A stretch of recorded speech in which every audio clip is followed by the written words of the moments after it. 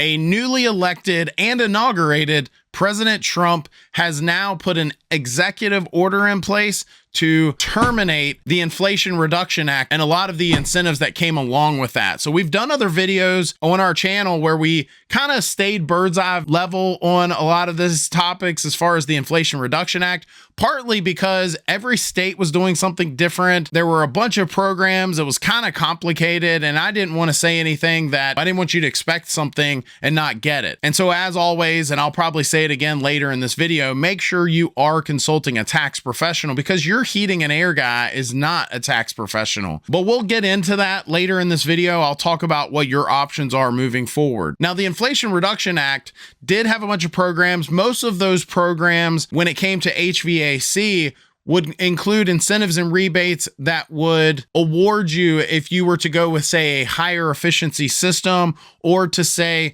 go from maybe a gas appliance to an electric one. And so this new executive order that President Trump signed day one was called the Unleashing American Energy Executive Order. And so it calls for the termination of the, quote, Green New Deal, unquote, and orders all agencies to immediately pause the disbursement of funds appropriated through the Inflation Reduction Act of 2022 or the Infrastructure Investment and Jobs Act. And so there's an article that I'm going to put a link to down in the description of this video, and it talks about there are basically two main sections to this new executive order. The first one is Section 7 orders the state agencies to review their processes, policies, and programs for issuing grants, loans, contracts, or other financial disbursements of such appropriated funds for consistency with the law and the policy outlined in Section 2 of this order within the next 90 days. So this isn't immediately. This is, we need to be looking at this stuff 90 days from now. Does that mean more information might come out and we will do more videos on it? Of course.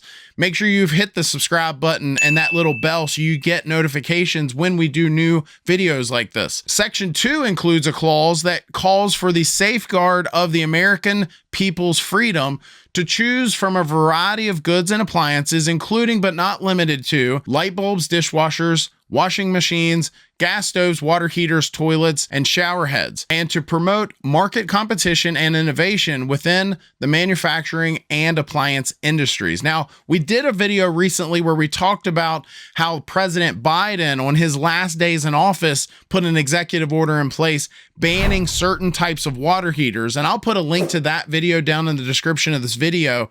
But I will say that this executive order specifically does not affect that at all. Now, will we see executive orders or laws put in place that will eliminate that? I think that's definitely a real possibility. I think if you were a betting man, you would probably win that bet. But what does this mean for contractors that have been using these rebates and incentives to sell certain products? Well, as I said before, homeowners, just realize your heating and air guy is not a tax professional, and you should have always been making sure that things were kosher. But I will say this does not necessarily mean that it's just gone. Like it's immediately gone. This is a pause to examine things as I understand it. And the other thing with that is a lot of funds have already been allocated to the states already before Trump even took office. So if you were expecting to get, say, a tax credit on something you had installed last year, check with your tax professional, and there is a good possibility that you're good, that you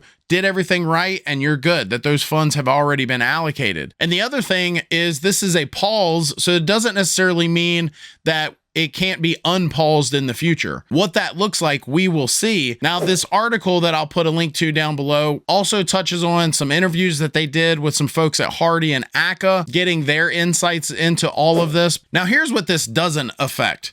It doesn't affect these new refrigerants. If you are thinking that we're going to see an executive order to, go back to 410A refrigerant, for example, this is just not going to happen. It's just not. But will we see us move in a direction away from the direction we were heading before? Meaning it seemed like everything was moving towards electrification, decarbonization, et cetera, et cetera. I think that there might be a pivot for a little bit, but it doesn't necessarily mean that we're not going to have all these products and new technologies coming. This is more about a choice thing. And I'll reserve my opinion on all of this, but I will say it was interesting reading some of your comments on both sides on some of the videos that we touched on, knowing that a president-elect was about to be inaugurated and seeing what your thoughts were on this. I think ultimately, whether you do or don't like this action, just being in the know can help you out financially. It's interesting seeing the different philosophies here. So, this is an executive order that's going to give us more choices from an efficiency standpoint,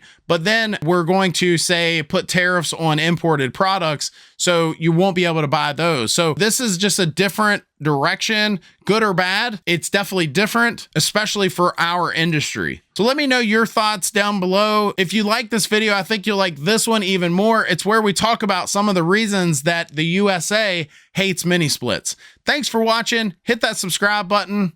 We'll see you next time.